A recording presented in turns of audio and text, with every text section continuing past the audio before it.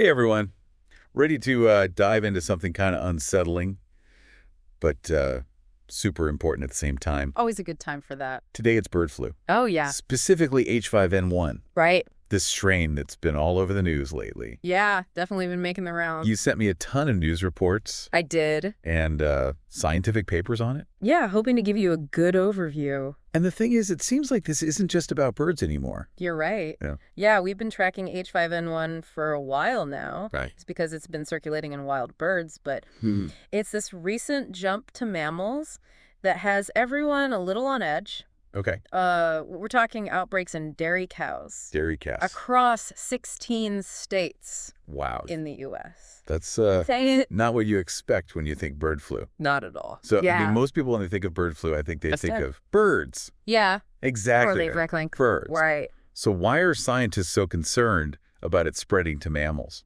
Well, it really comes down to the potential for the virus to mutate Okay. and then become more transmissible between people. Between humans. Yeah, exactly. So think of a virus like a key Okay. that's trying to fit into a lock. Mhm. And that lock is like a cell in our body. Okay. Right now, this H5N1 key Nope. doesn't quite fit human locks very well. Okay. But every time it replicates in a mammal, it's like the virus is trying out a slightly different key shape. Okay. So it's like constantly testing. So it's getting closer to Yeah. fitting that lock. Exactly. And if it figures out the right combination Oh. that works in humans, that's when things could become really serious. Okay, that makes sense. Yeah. So the more it spreads among mammals, Uh-huh. the more chances it has to figure out how to infect humans. Exactly. Okay. And to add another layer to this, Yeah. the virus doesn't need to jump directly from cows to humans. Okay. Other animals can be these intermediary hosts, Oh. which just further increases the chances. Yeah.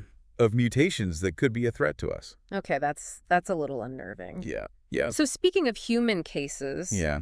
one of the news reports you sent mentioned a person hospitalized in Louisiana with a severe That's right. H5N1 infection. Yeah. And that's the first severe case in the U.S., right? It is. And what makes this one especially noteworthy Okay. is that it was linked to a backyard flock A backyard flock? of birds, Okay. not a large commercial poultry operation. Okay, so like, Most human cases of H5N1, which are usually mild, right. happen to people working directly with poultry. Okay.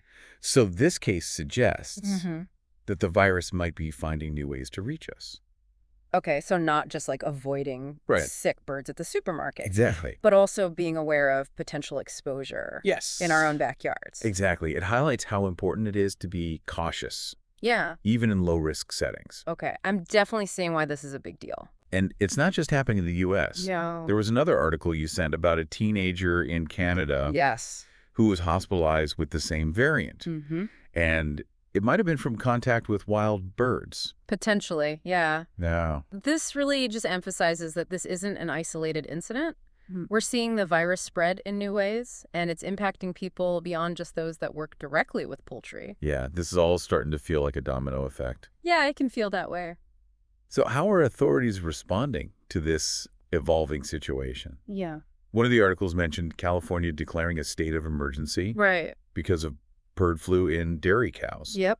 which seems like a pretty drastic measure. It does, and I think it highlights how seriously they're taking this. Okay. So while there haven't been any reported human cases in California, Right. Governor Newsom's declaration underscores the potential economic impact on the agricultural industry, Right. and that they're taking proactive steps to contain the spread. Okay, so they're trying to stay ahead of the curve. Yeah, they're ramping up testing, Okay. surveillance, implementing biosecurity measures on farms, and preparing for any potential widespread outbreaks. So they're not taking this lightly?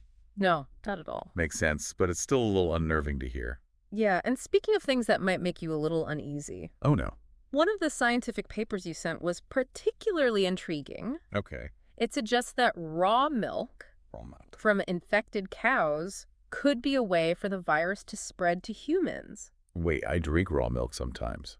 Oh. How did researchers even figure that out? Well, they did lab studies that showed the virus can survive Oh, wow. and even replicate In raw milk. in raw milk. So there haven't been any confirmed cases of humans contracting H5N1 from raw milk. Not yet.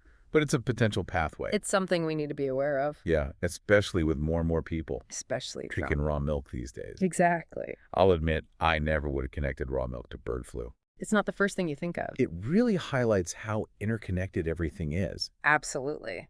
So if raw milk is a potential risk, are scientists looking at other ways the virus might be evolving? Yeah, they are constantly analyzing the genetic makeup of the virus, looking for specific mutations that could increase its ability to spread between humans. Okay. And one of the key things they're watching for is a shift in the virus's ability to bind to human cells.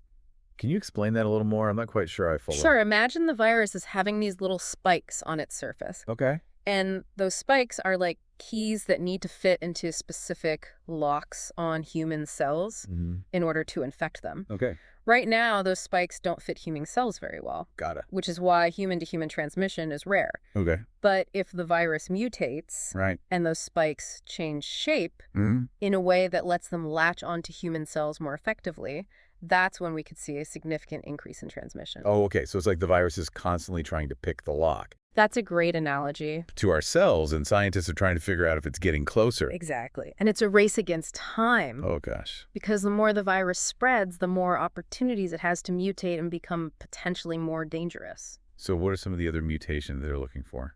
One other concerning one involves the virus's ability to replicate at temperatures closer to the human body. Okay. Right now, it replicates best in the slightly lower temperatures of birds.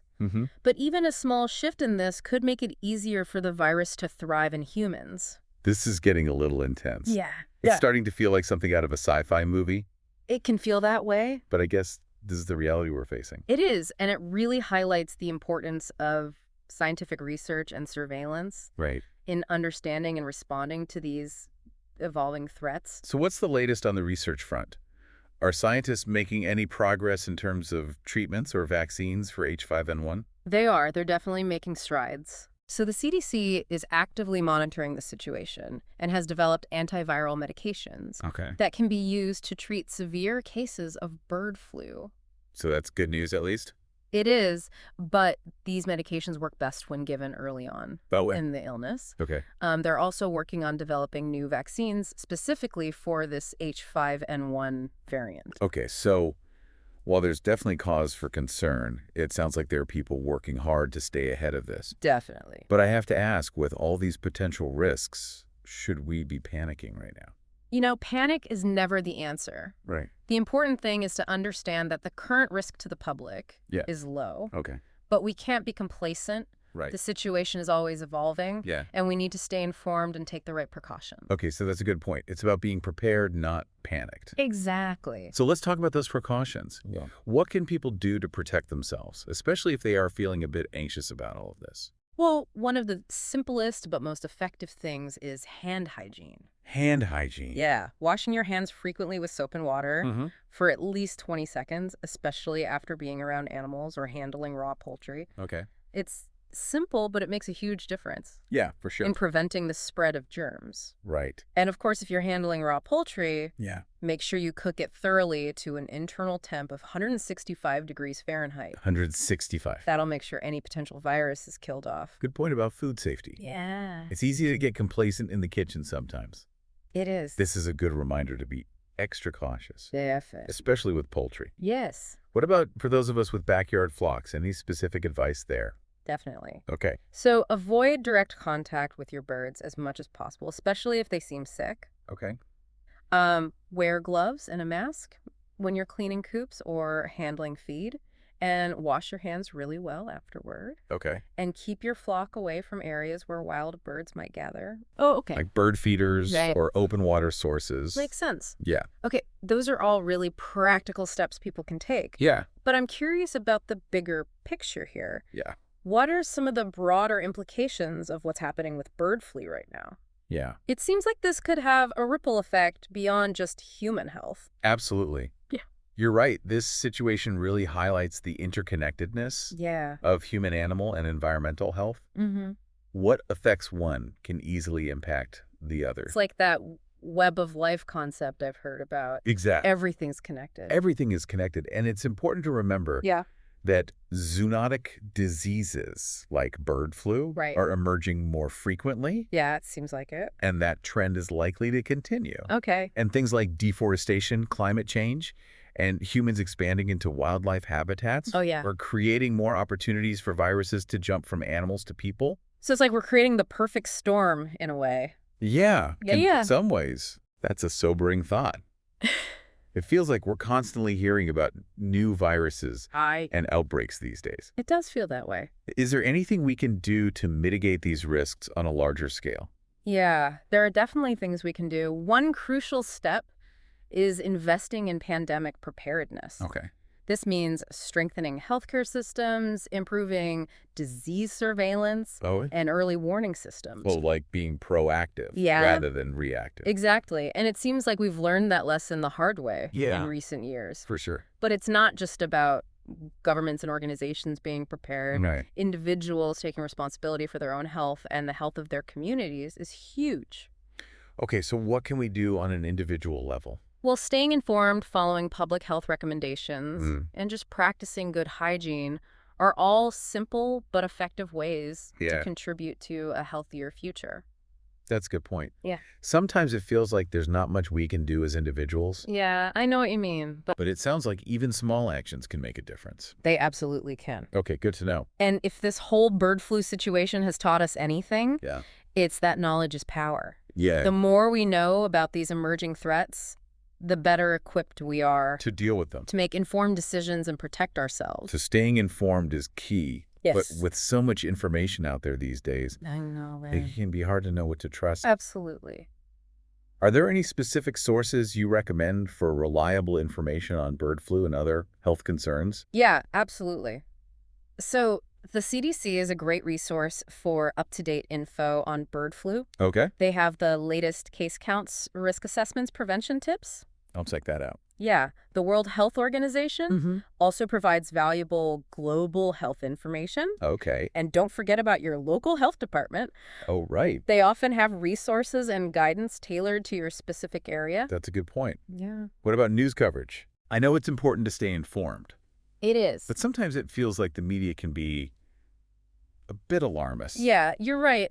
It's important to be discerning about the news you're consuming. So look for sources that prioritize facts Right. over sensationalism. Right. And remember, headlines often focus on the most dramatic parts of a story. Oh, yeah, for sure. So it's important to read beyond the headlines Right. and really get the whole picture. That's good advice. Yeah.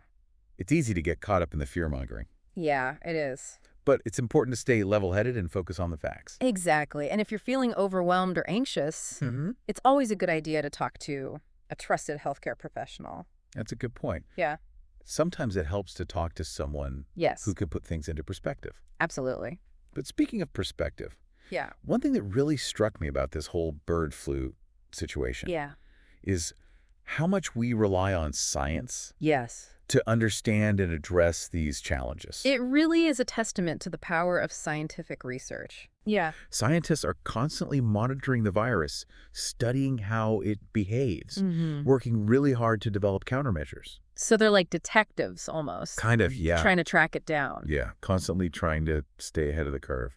It's amazing to think about all the work happening behind the scenes. It really is. And it's not just about containing the virus. Right. It's about understanding its origins and figuring out how to prevent future outbreaks. Exactly. And this situation has really highlighted how important it is Yeah. to invest in basic research, not just applied research. That's like so like Understanding how viruses work, how they evolve, how they interact with different hosts right. is really key to developing effective prevention and treatment strategies. So it's about supporting the scientific community Yes. and giving them what they need to do their work. Definitely. And that goes beyond just funding. Yes. It also means valuing their expertise and trusting their guidance. Absolutely, especially in a world where misinformation is so rampant. Right. We really need to rely on evidence-based information and the advice of those who have dedicated their lives to understanding this stuff. Well said. It's about trusting the science and working together to Exactly. build a healthier future. And I think part of that is being mindful of our impact on the environment. Right. As we said before, deforestation and habitat loss are increasing the risk of zoonotic diseases.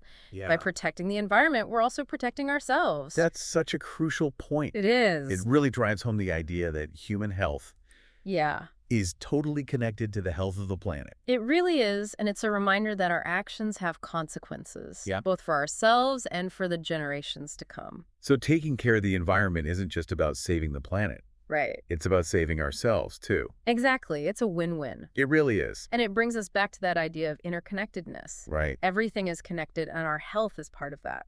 Wow, this conversation has really broadened my understanding of this bird flu situation. Good. It's gone from feeling like this distant threat to something much more complex and interconnected. Yeah, that's what we're going for with these deep dives. I like it. Exploring topics in a nuanced way and connecting the dots between all these different pieces of information. I couldn't agree more. And speaking of connecting the dots, Yeah. is there anything else you want to highlight before we wrap up? Any final thoughts or insights you want to leave our listener with? Yeah, I think the most important thing to emphasize is that while the risk to the public is low, we need to stay aware. Yeah. The virus is constantly evolving. We can't afford to get complacent. So vigilance is key. We Yeah. can't let our guard down even if things seem calm. Exactly. We need to stay informed, follow recommendations from the experts, and practice good hygiene. Yeah, These simple things go a long way in protecting ourselves and our communities. so true. It's about being proactive and responsible, not panicked. That's the takeaway. And I think that's a great message to end on. You're absolutely right. It's like that butterfly effect thing, you know. Mm-hmm. It's crazy how seemingly unrelated things can have this ripple effect. It's all connected. So as we wrap up this deep dive, is there any final thought, a parting shot you want to leave our listener with? I think it's this. Okay. Don't just be an observer. Be an active participant in your health and the health of your community. I like that. Stay curious, ask questions, and support policies that promote a healthier future for everyone. Love it. Knowledge is power, and action is how we turn that power into positive change. Absolutely. Thanks for joining us on this deep dive into the world of bird flu. Until next time, stay curious, stay informed, and stay healthy.